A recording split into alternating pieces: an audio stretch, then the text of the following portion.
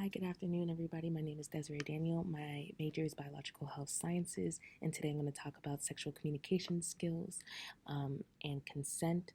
I'm going to talk about this article from Refinery 29 about consent and pleasure and how sexual communication skills can often lead to better consensual activities and actually increase in pleasure in our intimate lives. So I thought it was very interesting that. Um, this article explains how sexual communication skills are not taught in sexual education courses and how oftentimes society thinks of consent as check boxes like, oh, she said I can do this, therefore I can do this all the time. No, consent can be withdrawn at any time, and that is a very important topic and concept that a lot of people are not aware of. And if this was taught in sexual education courses, this could be often used as a preventative measure for things like sexual assault.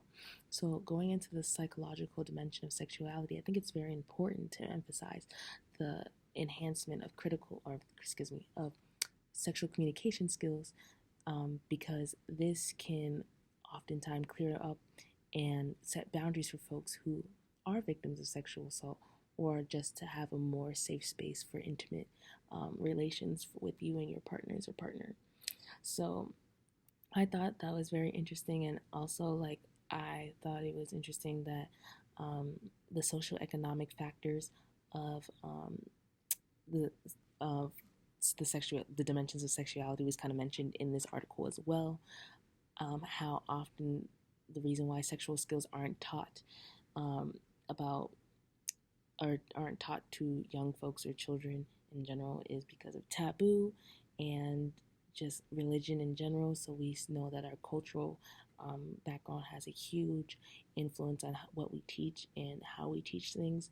Um, it's an important concept throughout this whole article, talking about how being open and honest with your partner is important. But as we may know, like I said, going back to the cultural views of sex and intimate relations, things are often kept very privately.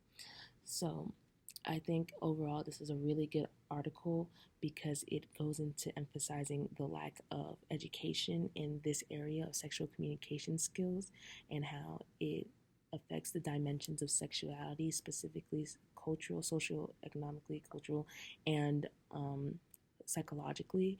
It's very, very important to draw those lines of consent and very important to recognize that those lines can be withdrawn at any time due to communication.